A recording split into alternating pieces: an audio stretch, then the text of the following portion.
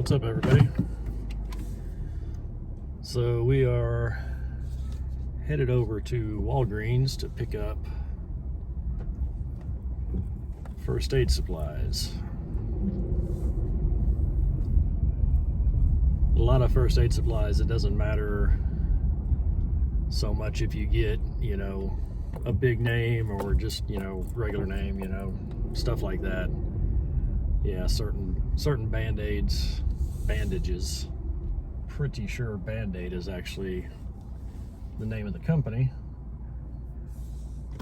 But either way, certain items you want to get big names for. Most of the stuff is fine.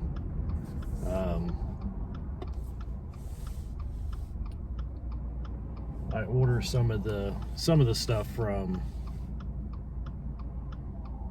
like EMS actual suppliers, but a lot of the stuff, it doesn't matter. Just get some that works, be store brand or whatever. Stuff's very important to have. I ended up using my little boo-boo kit at work the other day because my thumb has split, with the weather and stuff. I got a split right on the corner. Went to our first aid kits and it was all expired. Band-Aids were all 10 years old and had no sticky left to them. All the meds were expired by like 10 or 12 years. I just took over that shop, so I'll be getting that sorted out very soon. For our own personal first aid kits and stuff like that, I've ordered a couple that, the pre-made ones, and they're okay. There's plenty of companies out there that you can order pre-made ones from that are awesome, but I reserve that for more of the trauma stuff, less of the boo-boo stuff. Boo-boo stuff, I just build my own. Pick up the stuff wherever. Order some of the stuff on Amazon, but I kind of like to know what I'm getting. And some of that stuff, unfortunately, you just don't know what you're getting. So, cruise over here this morning. I did my order online, so I just gotta pull up and snatch my order and go on. Some of this stuff is replenishments, and then some of it's stuff that I've just been wanting to add to the kits. All right, we have secured the supplies. The thing is, everything that's happened over the past few years, so much negative has happened for a lot of aspects as far as, just day-to-day stuff. But, we did gain a few things out of this for those of us that actually opened our eyes and saw the lesson to be learned and the appreciation for the stuff that changed. Lots of the changes no one's a fan of. But curbside pickup is pretty okay. I try not to use it very often because being in a service-driven industry myself, I don't want to make people have to leave their post to come bring me stuff. But it is handy whenever you don't want to go in and be amongst the crowds and so on and so forth.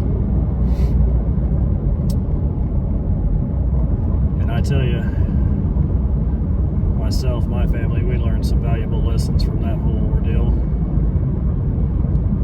We learned where some holes were in our preps. We learned that some of the most basic day-to-day stuff that everyone just kind of takes for granted can be gone like that. Just gone, not available. was very eye-opening for myself. I think for my family as a whole, but definitely for me. So we're gonna go and we're gonna make a few little first aid add-on kits, and I'll show you how I started doing it.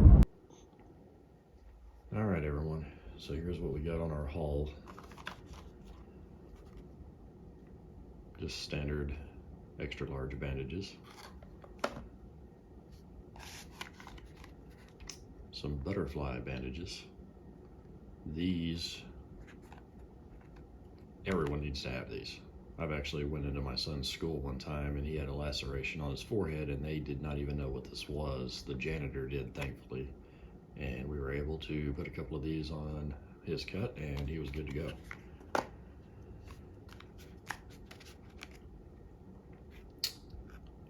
Tubular gauze and finger cots.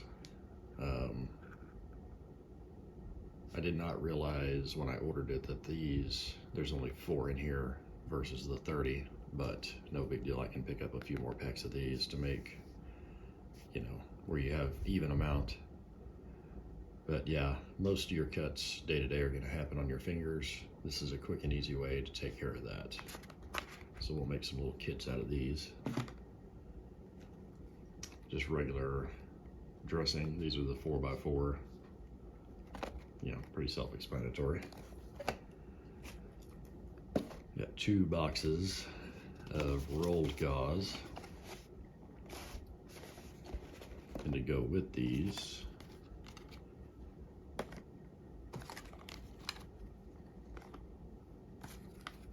I picked up some elastic bandages. This one I haven't messed with before. I want to see how this actually works out. I've always used these. Basically, I use these to build little poor man's compression bandages, so to speak. They're not nearly as good as a real compression bandage, but most of your day-to-day, cuts and major scrapes and stuff may not require an actual pressure bandage, so this is a good way to get everything kind of wrapped up and sealed up until you can get home or whatever. So I'll show you guys how I put the little kit together for these. Now, I will say this. I'm not a medically trained professional by any means, but I did grow up on a ranch where we did most all of our medical stuff ourselves. If you went to the doctor, it's because it was something pretty bad. And this is just basic stuff, so I am not a medical professional. This is just the stuff that I put together for my kids that work for me and my family for day-to-day stuff. So always get training, always get the stuff that you will need for your situation.